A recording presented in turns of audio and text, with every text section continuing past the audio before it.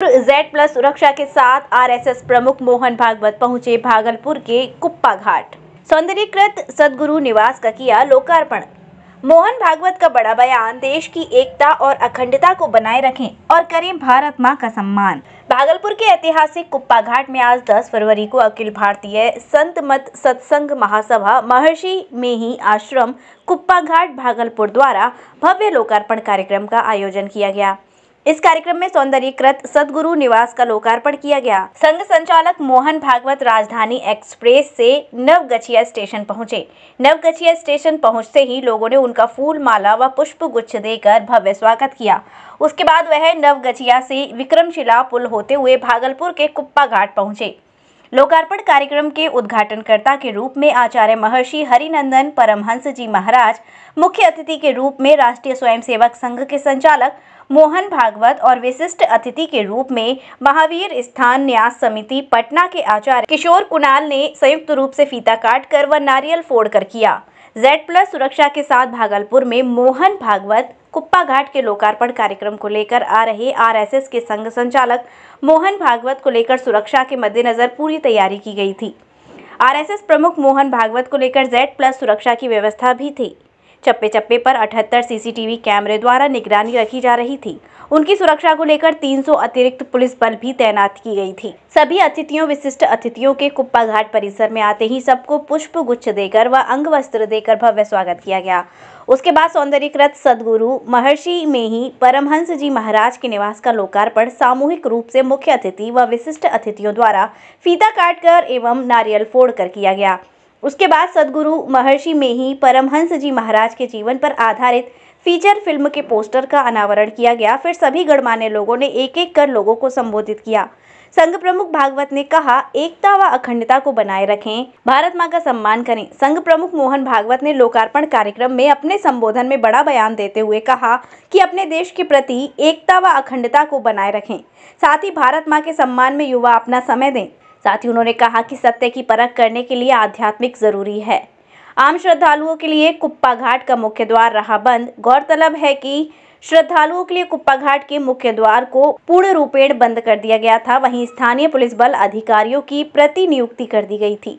कुप्पा घाट के प्रवेश द्वार से जो भी अंदर प्रवेश कर रहे थे, उनकी जाँच करके ही उन्हें अंदर प्रवेश कराया जा रहा था।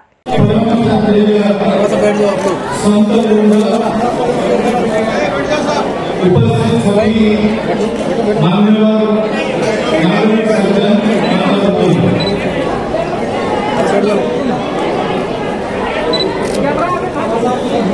मुझे सूचना हुई है कि मैं बैठकर बोलूं, इसलिए मैं बैठकर बोल रहा हूँ। संतों की उपस्थिति में एक विपदा में पहली बार कर रहा हूँ।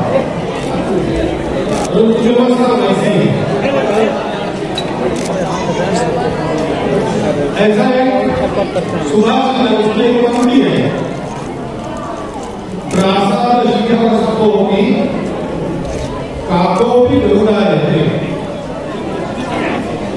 यानी किसी बड़े राजमहल के शिखर पर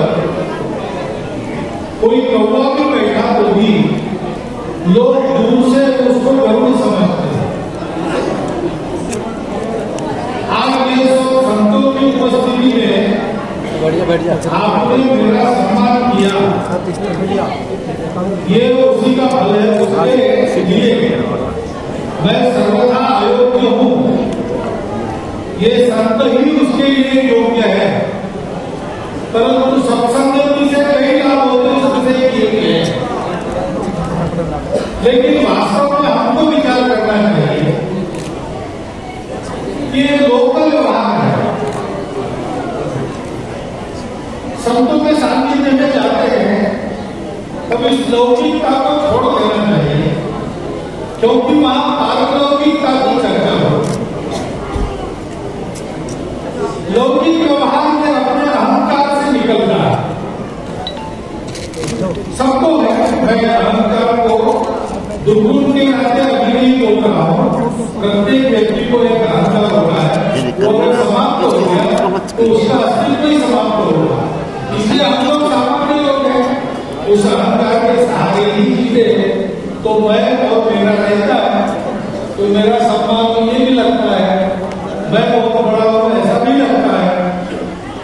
लेकिन ये बात वास्तविकता नहीं है। इसको अपनी परंपरा में मिथ्या कहा गया है, क्योंकि एक हद तक तो ये चलती है, इसलिए इसको एकदम असत्य नहीं कहा। लेकिन उस हद के बाद वो समाप्त हो जाती है। सत्य क्या है?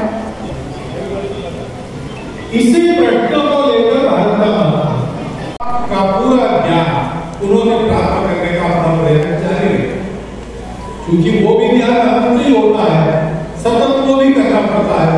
आज भी हम कर रहे वो भी, लेकिन इंद्र ने वापस आकर फिर प्रश्न पूछे, फिर ब्रह्मा जी ने पहेलियां सुलझाई, फिर इंद्र ने उसको सुलझाया।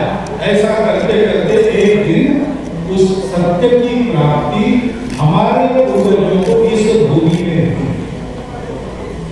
वो सत्य है अस्तित्व की एकता का सत्य। अस्तित्व दिखता अलग अलग है, विविध है, वो सब है, लेकिन हमारे यहाँ कहा गया कि ये मिथ्या है, हम उसमें है, हमको उसमें से पार होना है। लेकिन ध्यान में रखना ये वहां तक चलता है।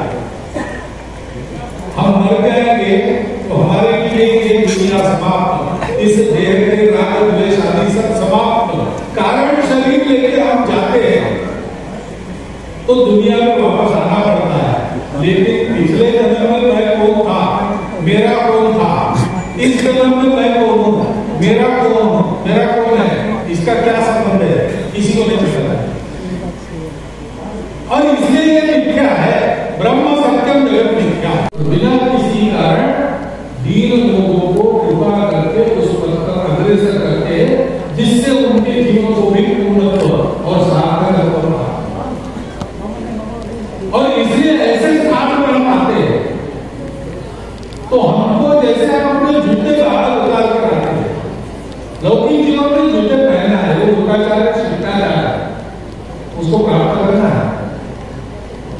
सामान्य से सामान्य, गरीब से गरीब आदमी भी कोई सी चप्पल अपने पैर को ये प्रयास करता है, जो लोग करता है, शिष्टाचार है, सबको आवश्यक भी नहीं है तो भी करना है। उसको जैसे पारता के अंदर ऐसे अपने हृदय के अहंकार, स्वार्थ, भेद आदि को भूलकर अंदर आकर हमने उस शुद्धता का, पवित्रता का, शुचिता का, सत्य का साक्षात्कार कराने के लिए सारी विद्या, उसके लिए नम्र होना चाहिए, उसके लिए सुनना चाहिए, उसके लिए चलना चाहिए। ये बहुत नहीं होगी की उनकी तपस्या है। निस्वार्थ बुद्धि से लोक हित के लिए केवल ये जो वो कर रहे हैं, उसके कारण इन सारी बातों की शोभा है। और उस संत के अनुयायी जो है, भारत को जो विश्व बनाना चाहते, ऐसे कौन भारत के लिए नहीं देखना चाहता कि भारत विश्व बने? सब चाहते हैं, लेकिन चाहते हैं उसके लिए ऐसा करना होगा, क्योंकि भारत को दुनिया के देने के लिए क्या है? यही दुनिया के अधूरे जीवन को पूर्णता ला देने वाली बात भारत के पास है। इसलिए जब से दुनिया को भारत का परिचय हुआ, तब से अब तक सारे चिंतक कहते हैं कि हमारा प्रारंभ तो हमने पश्चिमी विचार से किया, लेकिन हमारा जो संवरण है, हमारा जो समापन है, हमारे यात्रा का जो सफल होना है, जो सांगता है, वो भारत के विचारों से होनी चाहिए। क्योंकि भौतिक जगत को पूरा करने के बाद भी उस जगत की पूर्णता के सहित संपूर्ण सत्य तब मिलता है जब भारत साथ में होता है। ऐसा भारत बनाना हम चाहते हैं, और इसलिए आपको ये ध्यान रखना चाहिए कि जैसे इस परिसर की श्रद्धालु भक्त के नाते मैं यहाँ बयान था, तो मैं दूर से सुनता था, लेकिन मुझे भी सौभाग्य प्राप्त हुआ यहाँ आने का। तो इस मत की साधना में मैं आऊंगा नहीं आऊंगा तो आ सकता है, लेकिन भारत की जो भी साधना है वो ऐसी है। साधना का गंतव्य है आत्म दर्शन, अपने को देखना, और यही रास्ता है। नाम रूप गंध, इस रास्ते से जाओ, नाम के परे जाओ, साक्षात्कार हो। ये सब ने कहा है, और सब कहते हैं कि अपने को जानो, अपने में उस सत्य को देखो, सब में उस सत्य को देखो, और वैसा करो तो जीवन सार्थक है। ये तो हम सबको चाहिए। तो हम चाहेंगे इस परिसर को शोभा और बढ़ती रहे। उसके लिए जो भौतिक काम कर रहे हैं, भवन बनाने कर रहे, आगे भी करेंगे, उसके लिए सहायता करेंगे, उसके लिए साथ रहेंगे।